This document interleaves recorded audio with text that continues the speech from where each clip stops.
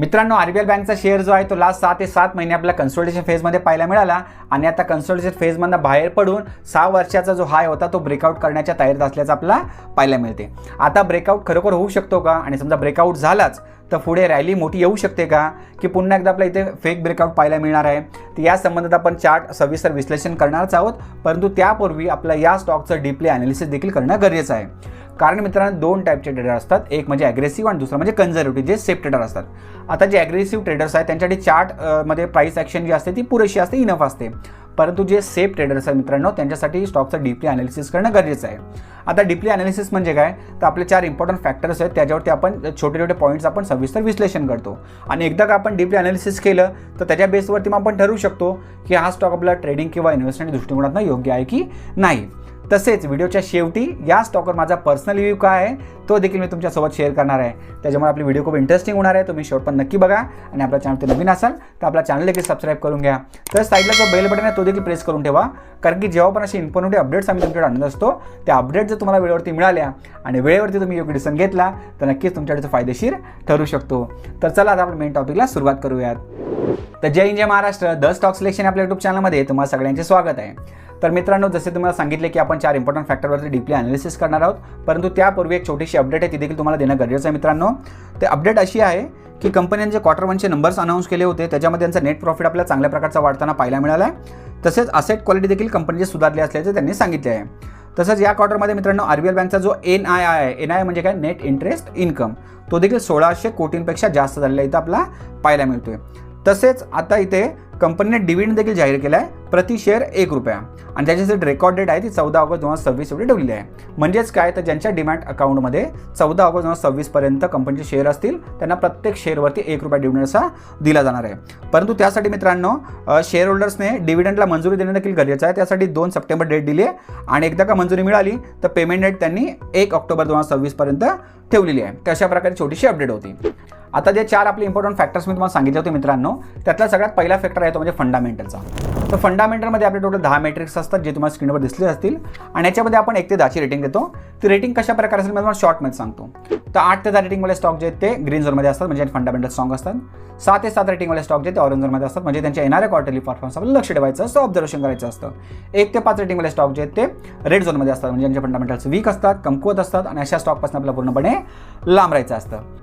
आता फंडामेंटलमधले हे जे 10 मेट्रिक्स आहेत मित्रांनो, त्या 10 मेट्रिक्सपैकी फक्त 6 मेट्रिक आपल्या इथे पॉझिटिव्ह पाहायला मिळत आहेत. म्हणजे 10 पैकी 6ची रेटिंग स्टॉकला मिळाली, म्हणजे स्टॉक इथे ऑरेंज झोनमध्ये गेला आहे.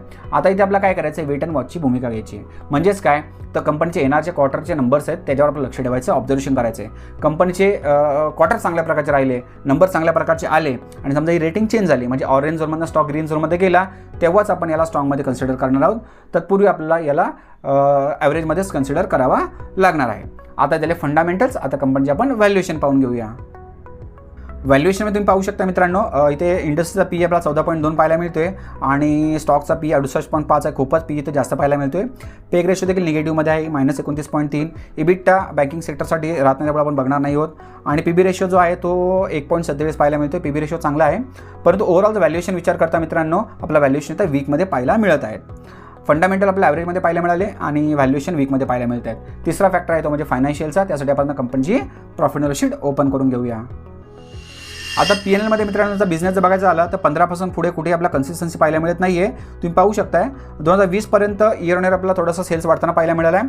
21मध्ये तो डाऊन झाला मित्रांनो, 22मध्ये पुन्हा डाऊन झाला आहे. बघा 21मध्ये 8,329 करोड होता आणि तो पुन्हा डाऊन होऊन 8,176 झाला आहे. 23 पासून पुन्हा वाढला आहे, परंतु 25 आणि 26मध्ये लास्ट 2 वर्षामध्ये फारशी वाढ आपल्याला सेल्समध्ये झालेली पाहायला मिळत नाही आहे. त्यामुळे सेल्स एवढ्या कन्सिस्टंटली इथं वाढताना पाहायला मिळत नाही आहे. आणि खाली नेट प्रॉफिट बघायचं झालं तर नेट प्रॉफिटमध्ये देखील फारशी कन्सिस्टन्सी पाहायला मिळत नाही आहे. तुम्ही पाहू शकता इथे खूप सारे अप्स अँड डाऊन्स पाहायला मिळत आहेत. मध्ये इथे हा जो इयर बघितला 2022मध्ये तिथं जर जवळजवळ निगेटिव्हमध्ये नेट प्रॉफिट कंपनीला मिळाला होता, त्यानंतर पॉझिटिव्हमध्ये गेला आहे आणि 2 वर्ष चांगल्या प्रकारचा प्रॉफिट कमवला आहे. परंतु त्यानंतर पुन्हा 25मध्ये आपल्या इथे नेट प्रॉफिट डाऊन होताना पाहायला मिळतोय 795 करोडच्या आसपास आणि त्यानंतर आता 26मध्ये थोडासा वाढलेला आहे 822 करोड. त्यामुळे फारशी कन्सिस्टन्सी आपल्याला पाहायला मिळत नाही आहे सेल्स आणि नेट प्रॉफिटमध्ये. त्याच्यामुळे या फॅक्टरला देखील आपला वीकमध्येच कन्सिडर करावा लागणार आहे. फंडामेंटल ॲव्हरेजमध्ये पाहायला मिळाले, व्हॅल्युएशन वीकमध्ये पाहायला मिळालेत आणि फायनान्शियल्स देखील आपल्या वीकमध्येच पाहायला मिळत आहेत. आता चौथा आणि शेवटचा आपला इम्पॉर्टंट फॅक्टर राहिला तो म्हणजे चार्टचा. त्यासाठी आता आपण डायरेक्टली चार्टवर जाऊया. आता चार्टवर मित्रांनो इथे आपण मंथली टाइम फ्रेम ओपन केली आहे. त्याच्यामध्ये तुम्ही पाहू शकताय जेव्हा ऑल टाईम हाय या स्टॉकने बनवला होता मे 19 मध्ये, जो होता 716.40च्या आसपास, आणि तिथून जो या स्टॉकमध्ये डाऊनफॉल चालू झाला, जे करेक्शन आले ते कंटिन्यू आपला करेक्शन जवळजवळ इथे जवळजवळ जून 22 पर्यंत आपला करेक्शन पाहायला मिळालं, आणि त्या बॉटम बनवला म्हणजे लो बनवला होता 74.15च्या आसपास, आणि तिथून स्टॉक रिव्हर्स झाला आहे आणि तिथून आपला हायर लो करत स्टॉक वरती जाताना पाहायला मिळतोय. आता जे हायर लो बनवलेत मित्रांनो ते आपण इथे सध्या ड्रॉ करून घेऊया, म्हणजे तुम्हाला समजायला थोडंसं सोपं जाईल.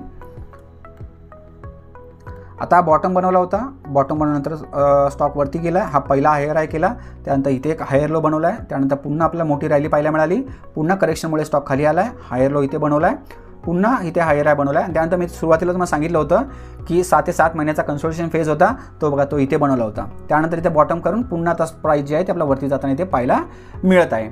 आता मित्रांनो हा जो कन्सोलिडेशन फेज होता तिथून प्राईस बाहेर निघाली आहे, आणि जसं मी तुम्हाला सांगितलं हा मागचा जो एक हाय होता एक 6 वर्षापूर्वीचा तो ब्रेकआउट होता, नाही तर आपल्याला पाहायला मिळतोय ब्रेकआउटच्या जवळच आहे. सगळ्यात पहिले आपण तो ड्रॉ करून घेऊया. हा एक सप्लाय झोन आहे मित्रांनो, एकदा हा का ब्रेक झाला तर तुम्हाला वरती चांगल्या प्रकारची रॅली पुढे पाहायला मिळू शकते.